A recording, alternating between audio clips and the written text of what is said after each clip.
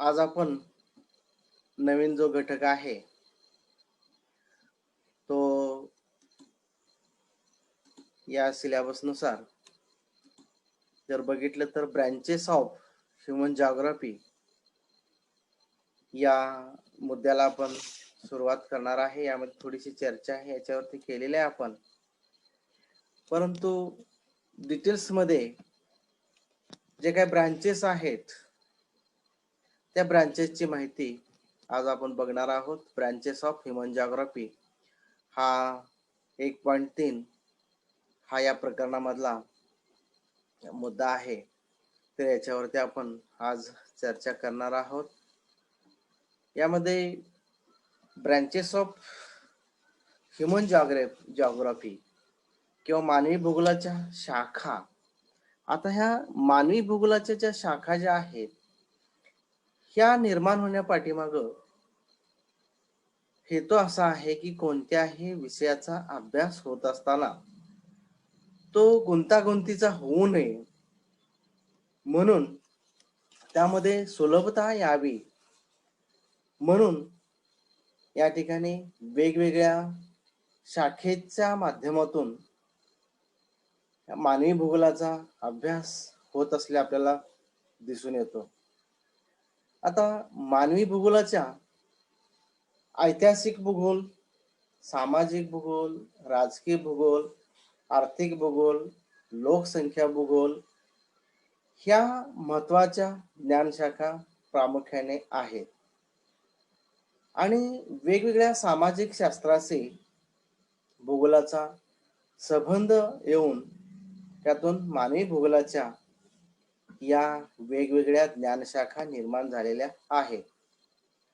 जसं की मी परवाच्या पिरियडला सांगितले की तुम्हाला एखाद्या गावाचा जर अभ्यास करायचा असेल किंवा एखाद्या शहराचा अभ्यास करायचा असेल तर त्या ठिकाणी शेतीचा अभ्यास करणारा एक विभाग, लोकसंख्येचा अभ्यास करणारा एक विभाग, इतर सुविधांचा अभ्यास करणारा एक विभाग, त्याचबरोबर जनगणनेचा एक विभाग, अशा प्रत्येक विभागानुसार जर त्या गावाचा किंवा शहराचा जर अभ्यास झाला तर तो समजण्यासाठी किंवा तो अर्थपूर्ण अभ्यास होऊ शकतो. म्हणून ह्या मानवी भूगोलाची व्याप्ती वाढत गेली आणि व्याप्ती वाढत गेल्यामुळं ह्या वेगवेगळ्या ज्ञानशाखा निर्माण होऊन ह्या ज्ञानशाखेच्या माध्यमातून मानवी भूगोलाचा डिटेल्समध्ये अभ्यास जो आहे तो अभ्यास होऊ लागला. प्रत्येक घटकाचा अभ्यास जर प्रत्येक विभागानं जर केला तर तो अतिशय सोपा अभ्यास होऊ शकतो. जसं मी तुम्हाला परवा सांगितले की आज प्रत्येक शरीराची वैशिष्ट्य जर बघितली आपल्या तर प्रत्येक घटकासाठी आज स्पेशल डॉक्टर आपल्याला पाहायला मिळतो. कानाचा डॉक्टर सेपरेट आहे, मेंदूचा डॉक्टर सेपरेट आहे, हाताचा सेपरेट आहे, हाडांचा सेपरेट आहे. तर या सगळ्यांच्या माध्यमातून वेगवेगळ्या स्पेशलायझेशन नुसार जर अभ्यास केला तर तो अभ्यास परिपूर्ण होऊ शकतो. म्हणून या विविध ज्ञानशाखा ज्या आहेत त्या सूक्ष्माती सूक्ष्म अभ्यासासाठी उपयोगी पडतात. यामध्ये अशा पद्धतीने जर अभ्यास केला तर मानवी भूगोलाचा अभ्यास अतिशय सोपा होऊ शकतो. मग मानवी भूगोलामध्ये प्रामुख्याने बघितलं तर ऐतिहासिक भूगोल, सामाजिक, राजकीय, लोकसंख्या, आर्थिक या भूगोलाचा यामध्ये समावेश होतो.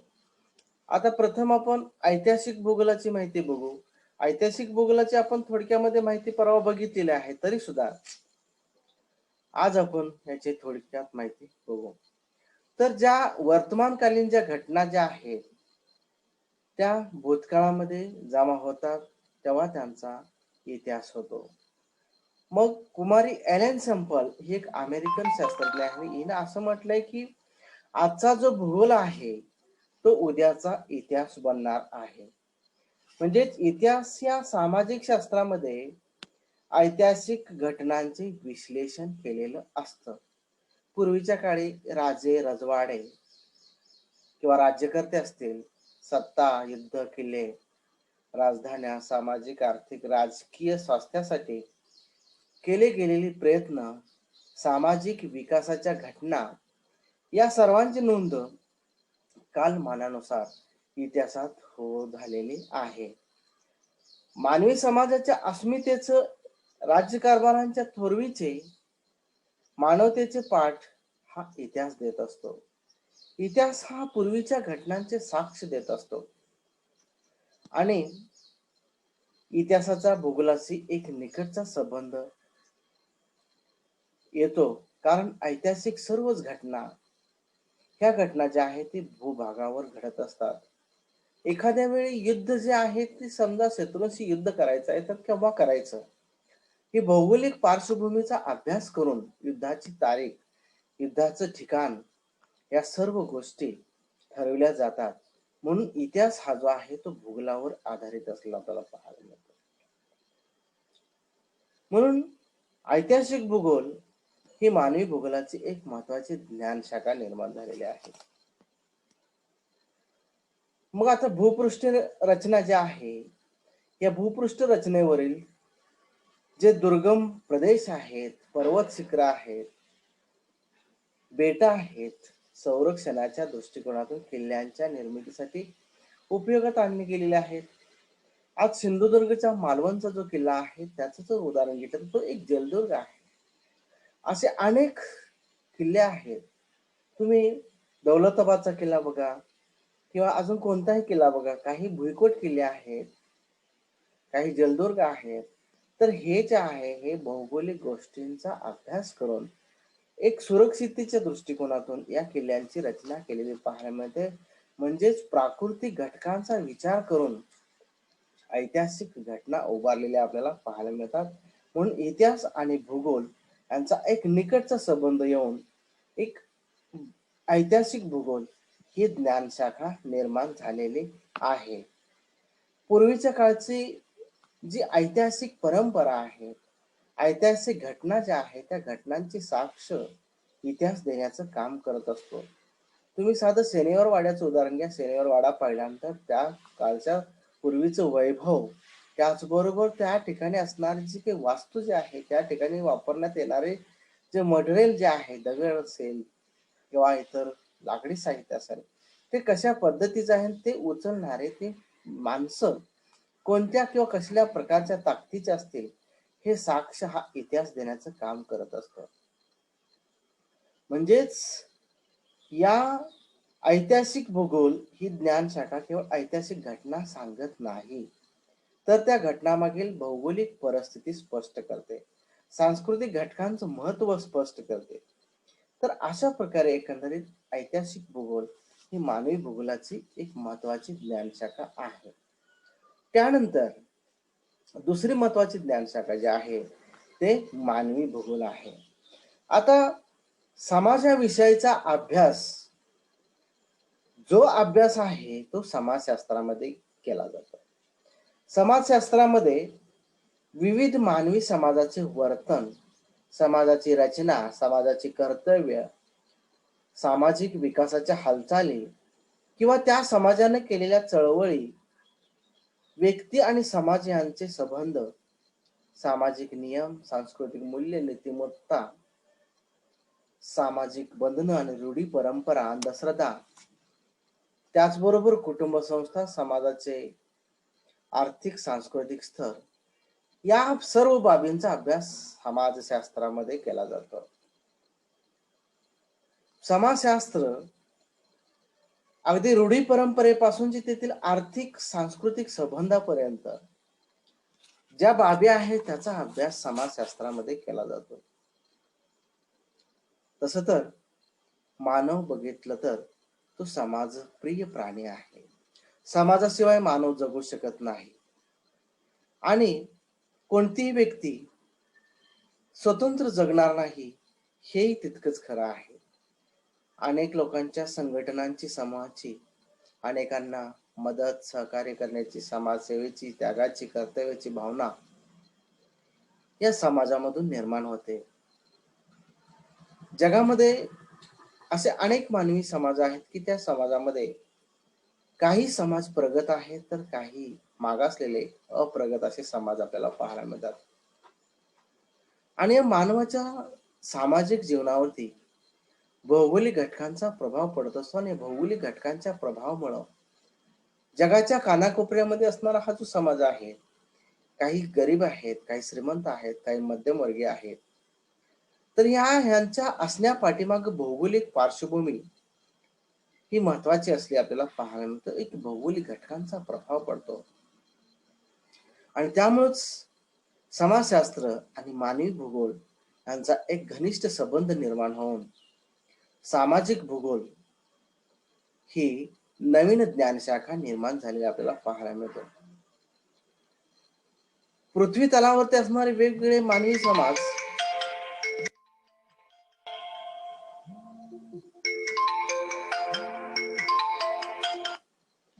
पृथ्वी तलावरती असणारे वेगवेगळे मानवी समाज, हे मानवी समाज यांच्यामध्ये असणारी विविधता,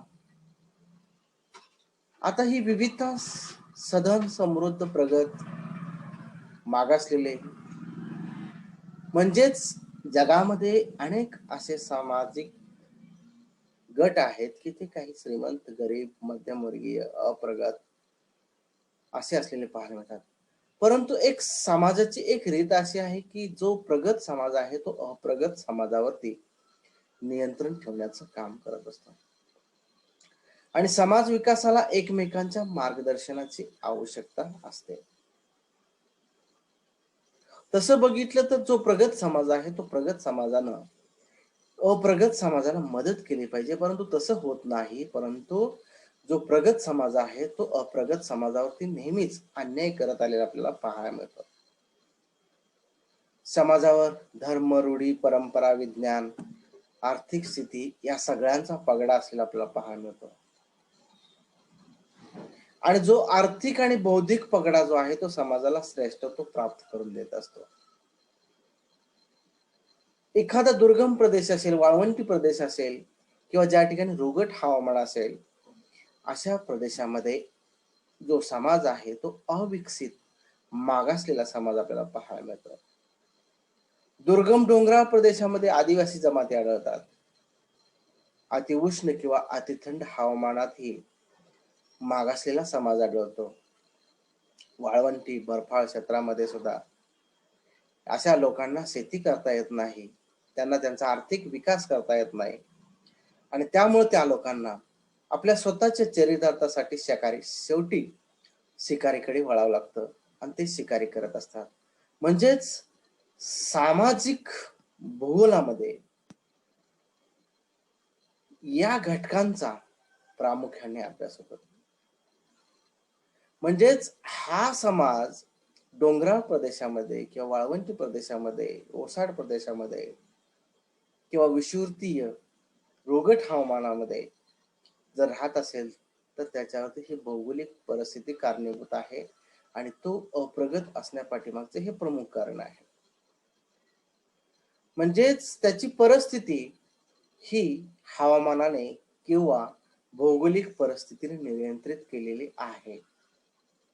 याच्या उलट जर बघितलं तर आपल्या असं लक्षात येईल की ज्या नद्यांच्या खोऱ्यामध्ये, सुपीक मैदानी प्रदेशामध्ये शेती आणि उद्योगधंद्यांची मोठ्या प्रमाणावरती प्रगती झालेली आहे आणि त्या ठिकाणी समृद्ध मानवी समाज निर्माण झालेला आहे. जगामध्ये नाईल नदीचं खोरं असेल किंवा सिंधू नदीचं खोरं असेल, गंगा नदीचं खोरं असेल, ब्रह्मपुत्रा नदीचं खोरं असेल, या नद्यांच्या खोऱ्यामध्ये जो समुदाय आहे तो आर्थिक दृष्ट्या प्रगत असलेला आपल्याला पाहायला मिळतो. म्हणजेच या ठिकाणी जो समाज आहे त्या समाजाची जी स्थिती आहे, आर्थिक स्थिती नियंत्रित करण्याचं काम हे भूगोल करत असलेलं पाहायला मिळतं. म्हणजे भौगोलिक परिस्थितीचा याच्यावरती प्रभाव पडत असतो आणि म्हणूनच या ठिकाणी सामाजिक भूगोल ही एक महत्वाची ज्ञानशाखा आणि या शाखेचा मानवी भूगोलामध्ये अभ्यास होतो. यामध्ये जर एखादा समाज जर सुधारलेला असेल आणि जर एखादा समाज मागासलेला असेल, तर मागासलेल्या समाजानं जर सुधारलेल्या समाजाच्या संपर्कात आला, तर ते सुधारलेल्या समाजाकडून योग्य ते मार्गदर्शन घेतलं पाहिजे. आणि ते जर मार्गदर्शन घेतलं तर निश्चितच त्या मागासलेल्या समाजाची प्रगती होऊ शकते. म्हणून जे दुबळे आहेत त्यांनी सशक्तांची मदत घेतली पाहिजे. मागासलेल्यांनी सुधारल्यांची मदत घेतली पाहिजे. यामध्ये कोणीही मोठा किंवा बारीक समजून चालणार नाही. तर या ठिकाणी सर्व समान आहेत. या भावनेनं जर समुदाय राहत असतील तर निश्चितपणानं जगातील जे मानवी समाज आहेत त्यांची प्रगती झाल्याशिवाय राहणार नाही. म्हणून अशा पद्धतीने सर्वांनी समजून घेऊन प्राकृतिक परिस्थितीला अनुसरून आपलं जीवन व्यतीत करायला पाहिजे. आणि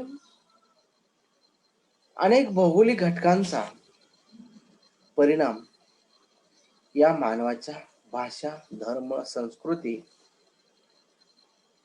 यांच्यावरती झालेला आपल्याला पाहायला मिळतो. व्यक्ती सुधारली तरच समाज सुधारतो. आज आपण बघतोय अनेक मागासलेल्या भागामध्ये जे मागासलेले भाग आहेत त्या ठिकाणी समाज चुकत गेलेला आपण बघतो. व्यक्ती कधीही चुकत नाही तर समाज चुकत असल्याला आपल्याला पाहायला मिळतो. कारण सर्व व्यक्ती या गुणसंपन्न नसतात. त्यापैकी एखादीच व्यक्ती तज्ञ किंवा हुशार असू शकते. तुम्हाला एक उदाहरण देतो मी. एकत्र एका ठिकाणी 10 व्यक्ती उभा राहिलेले असतात आणि अशा ह्या 10 व्यक्ती उभा राहिलेल्या असतात. त्या ठिकाणी एक आंधळा पांगळा भिकारी त्या ठिकाणी येतो आणि प्रत्येकाला एक रुपया देण्याची विनंती करतो. त्या ठिकाणी असणारे सर्वजण त्या भिकाऱ्याला एक रुपया द्यायला तयार होतात. परंतु एक जो आहे 10 पैकी एक जो आहे तो त्याला 1 रुपया देण्यास तयार होत नाही. कारण का? हा भिकारी नाही, हा नाटकी आहे हे त्याच्या लक्षात आलेलं असेल. परंतु हे 9 जण जे आहेत हे एकाचं ऐकत नसतात.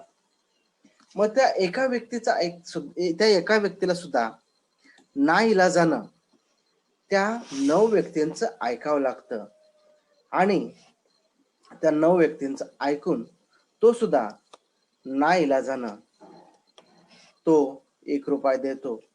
मग हे सगळ्यांचे 10 जणांचे 10 रुपये तयार होतात आणि जो काही लुळा पांगळा आंधळा व्यक्ती होता तो काही अंतर पुढे जातो आणि यांना थोडस दूर गेल्यानंतर अगदी व्यवस्थितपणे चालत पळत जातो आणि नंतर ह्या 10च्या 10 जणांना पश्चाताप होतो की हा माणूस काय आंधळा नव्हता.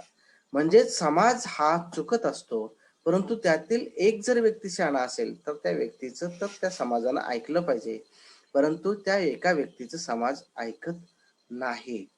म्हणून ह्या 9 जणांच्या बरोबर तो एक जो शहाणा होता तो सुद्धा 1 रुपया देतो आणि तो या ठिकाणी फसतो. म्हणजेच जे दान जे आपल्याला करायचं असतं समाजामध्ये, सत्पात्री दान जे आहे ते योग्य त्याच ठिकाणी दान करायला पाहिजे. म्हणजेच हे तत्व महत्वाचं आहे. सामाजिक भूगोल समाज विकासाच्या दिशेमध्ये सुज्ञ जाणकार व्यक्तींचा सल्ला घ्यायला लावतो. तर अशा प्रकारे समाजशास्त्र आणि सामाजिक भूगोल यांचा एक जवळचा संबंध येऊन या ठिकाणी सामाजिक एक भूगोल विज्ञान शाखा निर्माण होऊन या सामाजिक भूगोलामध्ये व्यक्तींचा स्थिती या सर्व गोष्टींचा अभ्यास सामाजिक भूगोलामध्ये केलेला आपल्याला पाहायला मिळतो. त्यानंतर तिसरी जी आहे मानवी भूगोलाची तिसरी शाखा आहे आर्थिक भूगोल. आता आर्थिक भूगोल हे आर्थिक उत्पादनांचे शास्त्र आहे. अर्थशास्त्र काय सांगतंय? आर्थिक उत्पादन सांगू शकते. अर्थशास्त्रामध्ये मागणी, पुरवठा, व्यापार, त्याचबरोबर विनिमय, उत्पादन मूल्य यांच्यामधील चढ आणि उतारांचा अभ्यास प्रामुख्याने अर्थशास्त्रामध्ये केला जातो. आपल्याला माहित आहे की मागणी वाढली की वस्तूचा तुटवडा पडतो आणि वस्तूचा तुटवडा पडला की मूल्य वाढतं. म्हणजे वस्तूचा पुरवठा कमी झाला की वस्तूचे मूल्य आपोआपच वाढत असतं. पुरवठा भरपूर झाला की वस्तू स्वस्त होते. अशी अनेक तत्व हे आपल्याला अर्थशास्त्र स्पष्ट करत असतं. अर्थशास्त्रामध्ये एखाद्या वस्तूच्या उत्पादनात विनिमय व उपभोगाच्या सिद्धांताचे तत्वांचे विवेचन केलेलं असतं. मात्र नियोजन करताना अर्थशास्त्रीय सिद्धांतांची गृहीत विचारात घेतली जातात. आता मानवी भूगोलामध्ये मानव आपल्या अन्न, वस्त्र, निवारा या गरजा भागवण्यासाठी निसर्गातील उत्पादनांचा अभ्यास करतो. आणि ही निसर्गातील उत्पादने आर्थिक दृष्ट्या महत्वाची असतात. नैसर्गिक उत्पादने प्राप्त करून घेताना मानवाला वेगवेगळ्या प्रकारचे व्यवसाय करावे लागतात. कोणी शेती करतं, कोणी व्यापार, उद्योगधंदा, दळणवळण, याशिवाय या सर्व प्रक्रिया ज्या आहेत भौगोलिक घटकाशी निगडीत आहेत. आता हवामान, पाणी, मृदा ह्या गोष्टी ज्या आहेत ह्या भौगोलिक गोष्टी आहेत आणि त्यामुळे अर्थशास्त्राचा भूगोलाशी एक निकटचा किंवा जवळचा संबंध आलेला आपल्याला पाहायला मिळतो. नैसर्गिक किंवा भौगोलिक घटक आणि आर्थिक घटक यांच्या संबंधामधून मानवी भूगोलाची एक आर्थिक भूगोल हे ज्ञानशाखा निर्माण झालेले आहे. मानवी गरजा आणि व्यवसायांचे विश्लेषण भौगोलिक घटकांना, आता भौगोलिक घटकांना वगळून करता येत नाही. मग हे भौगोलिक घटक कोणते आहेत? तर जमीन, पाणी, हवामान. तर ह्या भौगोलिक घटकांना अनुसरून ज्या घटना आहेत आर्थिक या वगळून करता येणार नाहीत. मागणी पुरवठा सिद्धांताचं विश्लेषण अर्थशास्त्र करतं, पण उत्पादनांचे वितरण आणि त्याच्या प्रमाणाविषयी माहिती ही आर्थिक भूगोलच देत असतं. मागणी आणि पुरवठा याचा अभ्यास जरी अर्थशास्त्रामध्ये होत असला तरी त्याचं वितरण आणि उत्पादन याचा जो अभ्यास आहे हा अभ्यास प्रामुख्याने आर्थिक भूगोलामध्येच केलेला तुम्हाला दिसून येतो. वस्तूचं उत्पादन वाढलं की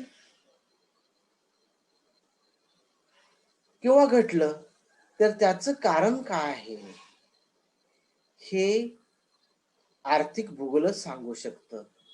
सर्व आर्थिक उत्पादन हे मानवासाठी असल्याने त्यांचा वापर मानवाने कसा करून घ्यावा हे या दोन्ही शास्त्रांच्या पूरक अभ्यासानं समजून घेतलं पाहिजे. मानवाची आर्थिक हालचाल ही प्रामुख्याने निसर्गावर अवलंबून आहे किंवा भौगोलिक पार्श्वभूमीवरती मानवाचा आर्थिक विकास अवलंबून आहे. म्हणून अर्थशास्त्र हे मर्यादित साधना आणि अमर्यादित गरजांचा मेळ घालणार एक शास्त्र आहे. तर आर्थिक भूगोल हे काय आहे? गरजा, उत्पादन, व्यवसाय यांच्या उत्पादन वितरणाचं कार्यकारण संबंध. बघा, गरजा, उत्पादन, व्यवसाय यांच्या उत्पादन वितरणाचा कार्यकारण संबंध सांगणार एक शास्त्र आहे. आता उदाहरणार्थ ऊस, कापूस, ताग, चहा, तंबाखू हे उत्पादन कुठे होतात, कोणत्या प्रदेशाला होतात, त्यांना कोणत्या प्रकारचं हवामान लागतं, कोणत्या प्रकारची जमीन लागते, या भौगोलिक पर्यावरणाचं विश्लेषण अर्थशास्त्र करत नाही. तर अर्थशास्त्रामधून दर वर्षाच्या उत्पादनाच्या आकडेवारीमधील चढ उतार सांगितला जातो. नैसर्गिक पर्यावरणाचे विश्लेषण हे भौगोलिक घटकामधूनच केलं जातं. एखाद्या वर्षी जर हवामान खराब असेल, दुष्काळ पडला, त्याचा परिणाम पिकांच्या उत्पादनावरती आणि वितरणावरती होत असतो. आणि हे सुद्धा अर्थशास्त्र सांगू शकतं की मागणी पुरवठा याचे नियम सांगू शकेल. परंतु भूगोल हे दुष्काळ का पडतो किंवा पाऊस वेळेवर का आला नाही, या सगळ्या गोष्टींचं विवेचन हे भूगोलामधूनच केलं जातं. पिकांचे, खनिजांचे किंवा वनस्पतीचे वितरण आणि उत्पादन हे आर्थिक भूगोल स्पष्ट करत असतात. म्हणून आर्थिक भूगोल केवळ हे चढ उताराचा आलेख दाखवू शकतं, परंतु त्याचं उत्पादन, वितरण का आणि केव्हा आणि कशासाठी, कोणत्या प्रदेशामध्ये, ह्या सगळ्या गोष्टींचं विवेचन जे आहे ते आर्थिक भूगोलामधून केलं जात असं आपल्याला पाहायला मिळतं. म्हणजेच वेगवेगळ्या भौगोलिक प्रदेशातील आर्थिक स्थितीचे, व्यवसायाचे, उत्पादनाचे तुलनात्मक परीक्षण हे आर्थिक भूगोलामधून केलं जातं आणि यामधूनच राष्ट्र विकासाच्या दिशा ठरवल्या जातात. पिकाचं उत्पादन घटलं किंवा वाढलं हे भौगोलिक पर्यावरणाच्या घटकामधूनच तुम्हाला मिळू शकतं. म्हणून आर्थिक भूगोलाच्या विश्लेषणाला सर्वकष दृष्टी किंवा अधिक महत्व प्राप्त झालेलं असतं. आता उद्योगधंद्यांना लागणारा कच्चा माल, कारखान्यात तयार होणारा पक्का माल, बाजारपेठा, शक्ती साधनं, वाहतूक, दळणवळण, व्यापाराची दिशा, ह्या सगळ्यांची माहिती, आर्थिक समृद्धीसाठी लागणाऱ्या अनुकूल प्रतिकूल घटकांची माहिती, ही ह्या ज्या बाबी ज्या आहेत त्या आर्थिक भूगोलातूनच मिळत असतात. म्हणून आर्थिक भूगोल ही एक महत्वाची मानवी भूगोलाची ज्ञानशाखा असलेली पाहायला मिळतात. मानवाच्या ज्या आर्थिक क्रिया ज्या आहेत या संपूर्ण क्रिया ह्या निसर्गावरती किंवा पर्यावरणावरती अवलंबून असतात आणि ह्या निसर्गाला अनुसरूनच मानवाला आपली आर्थिक प्रगती जी आहे ती करावी लागते. अन्यथा आर्थिक प्रगती ही होऊ शकणार नाही. ज्या प्रदेशामध्ये स्ट्रॉबेरीचं उत्पादन घेतलं जातं त्या प्रदेशामध्ये स्ट्रॉबेरीचंच उत्पादन घ्यायला पाहिजे. ज्या प्रदेशामध्ये भाताचं उत्पादन होतं त्या प्रदेशामध्ये भाताचंच उत्पादन घेतलं पाहिजे. कारण का त्या ठिकाणची भौगोलिक परिस्थिती त्या पिकाला सुटेबल असते. म्हणूनच अर्थशास्त्र हे आर्थिक बाबीचं एक नियोजन करणारं एक शास्त्र जरी असलं तरी सुद्धा ह्या आर्थिक बाबी ज्या आहेत त्या भौगोलिक घटकावरती आधारित असतात आणि भौगोलिक घटकाच्या शिवाय हा अभ्यास जो आहे तो पूर्ण होऊ शकत नाही. म्हणून आर्थिक भूगोल ही एक नवीन ज्ञानशाखा मानवी भूगोलाची निर्माण झाली आणि त्यामध्ये या सर्व बाबींचा जो अभ्यास जो आहे तो अभ्यास केला जाऊ लागला. अशा प्रकारे एकंदरीत आज आपण या ठिकाणी मानवी भूगोलाच्या ज्या शाखा ज्या आहेत या 3 शाखा जवळपास मला वाटतं ऐतिहासिक भूगोल, राजकीय भूगोल आणि आर्थिक भूगोल या तिन्ही शाखांचा आज या ठिकाणी अभ्यास केलेला आहे. तर या ठिकाणी ह्या ज्या शाखा ज्या आहेत या शाखांचा तुम्ही डिटेल्स मध्ये नंतर वाचन करा. त्यामधून तुम्हाला समजून जाईल की अर्थशास्त्र, राज्यशास्त्र, इतिहास यांचा एक जवळचा संबंध येऊन या आर्थिक भूगोल, सामाजिक भूगोल, राजकीय भूगोल या मानवी भूगोलाच्या या ज्ञानशाखा निर्माण झाल्या. आता राज्यशास्त्राचा जर विचार केला तर राज्यशास्त्र जे आहे त्याच्यावरती आपण चर्चा करणार आहोतच पुढं. परंतु ह्या सामाजिक घटक जे आहेत, सामाजिक जे बदल जे आहेत त्याचा आणि भूगोलाचा निकटचा संबंध येऊन सामाजिक भूगोल ही एक ज्ञानशाखा निर्माण झाली. ऐतिहासिक घटना भूगोलावर आधारित आहेत हे आपण आता या ठिकाणी बघितलं.